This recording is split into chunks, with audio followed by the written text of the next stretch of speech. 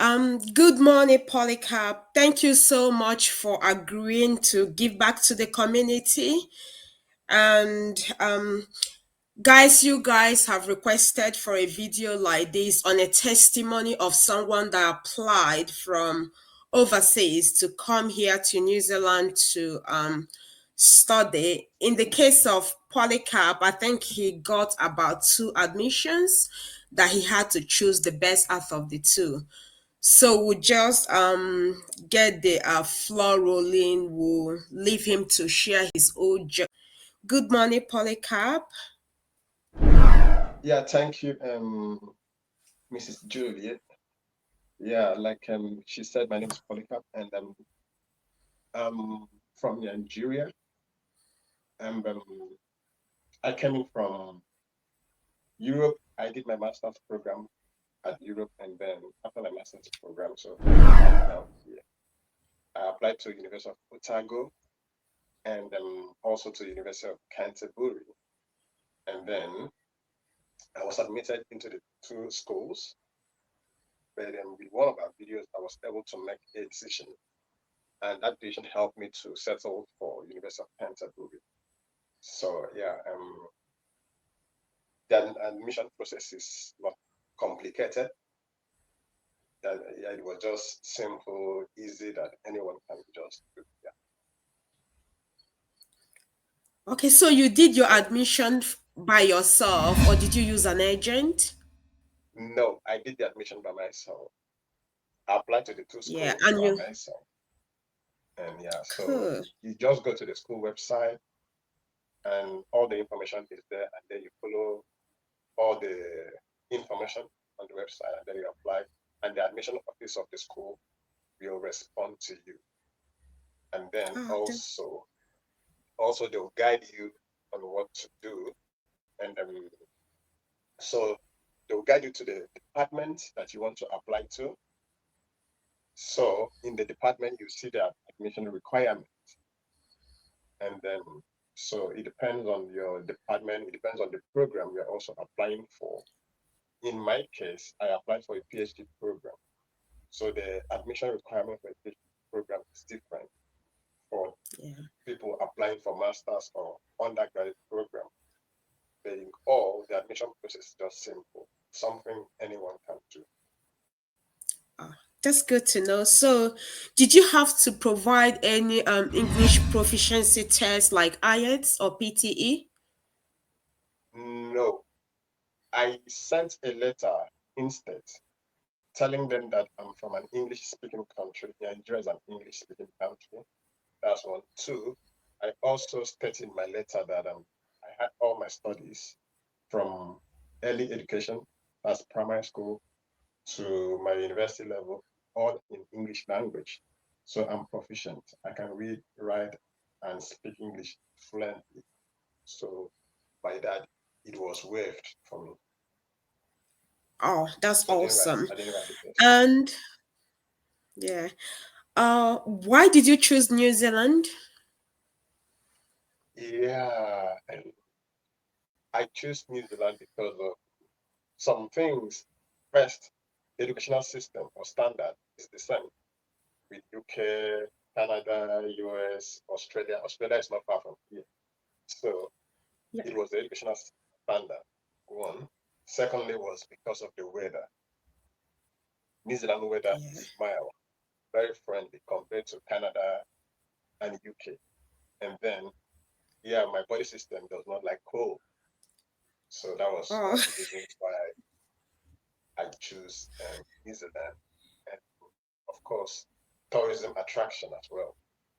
New Zealand is a very beautiful oh, country. yeah. That's understandable. Yeah, I love the weather here as well. So, how much was involved in the whole process, if you don't mind sharing with us? Um, Interestingly, in New Zealand, there is no application fee when you are applying. Yeah. So, unlike in Canada, US, I think, yeah, Canada, US, where they charge application fee, in New Zealand, they don't charge as much as I know because I didn't pay. So, And then for that admission process, no money is involved. But so the only time you pay money is when you're applying for your visa, you know. Yeah. And then if you're not on scholarship, obviously you have to pay your school fees. So, but I am on scholarship, so I Yeah. don't pay school. Wow. So, how did you get the scholarship? Was it a scholarship that came with the application, or did you have to apply separately for the scholarship? The scholarship came with the application. Yeah, Yeah. yeah. So they So just yeah, picked you from your application and awarded you yeah, scholarship. yeah. Yeah, that's good. Yeah, I have also seen it happen a couple of times. People going for courses that there are scholarship. These scholarships are not advertised, but somehow once you enroll for the program and you are successful, they will just let you know that there's a scholarship available for this program and is particular peculiar to Canterbury. So that was the whole interest in Canterbury for me. Yeah. Okay. How long did it take for your visa to come out? I I think it took about almost 5 weeks. 5 weeks. 5 weeks. That's awesome. And you didn't have to do any biometric or anything. No, I did not do biometric. I only did medicals. Yeah, that's pretty standard here. So how about working here as a student? What would you say about that? Are you working or what's your experience around student job? Yeah, as a PhD student, you are allowed to work full time.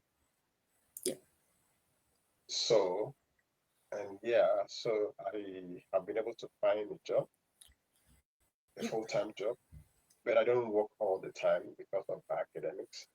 So sometimes I skip because I have to be in school to do my academic work. But it is a full-time job anyway. But yeah. for That's understandable. Yeah, yeah, but for master's students, I think they are not allowed to work full-time when school is on. I think so. So they can only yeah, work maybe 4 hours in a day, 20 hours in a week. And I think, yeah, so that's it. Also for bachelor students, yeah. yeah. That's cool. So what would you say regarding the hurdles and obstacles in securing a job as a student? Are these jobs readily available in your opinion? Not very, very, Okay. especially with your visa status. Most Yeah. of the job vacancy need permanent staff that can work 8 hours. But for Yeah. students, which has 4 hours to work in a day, they find it difficult. But Yeah. it's, you can still find anyway, but it doesn't come that easy.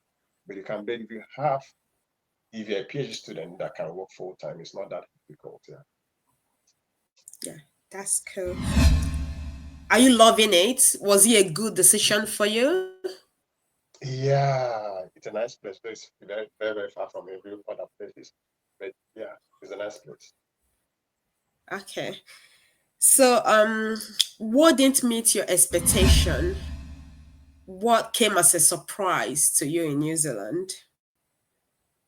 Uh, it's not a big city. Like I was expecting to see something like the US, big, but it's not like that. It's a Okay. small, quiet country, very quiet, and people are quite reserved. Yeah. Yeah, so but in all, the people are quite polite. They are quite welcoming.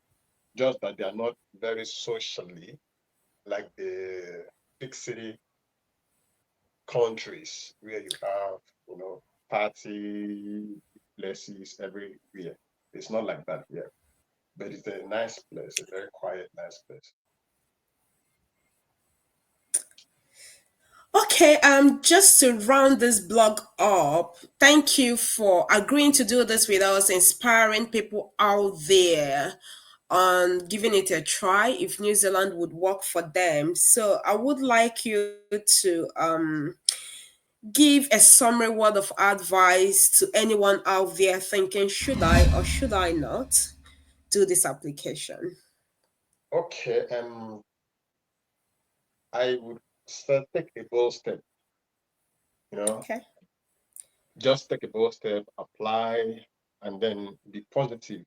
And your admission will come through. If it doesn't come through in one school, you apply to another school. There are good numbers of schools there in Yeah. New Zealand. About 8 So if and you can't, 16 institute. Yeah. so if you can't get in one university, apply to another university. You definitely get. And then also, New Zealand is a beautiful country. They have wonderful migration pathway. Maybe after your studies, you want to stay behind or stay back. Yeah, they have a path for that, which is quite simple and easy to go through. And then, yeah, it's a nice place. I mean, Okay. give it a try. Yeah, thanks for doing this with us. To just get off, what area are you doing your PhD in? I'm doing my PhD in education Yeah, management. yeah, that's cool. Okay, thank you so much, Polycarp.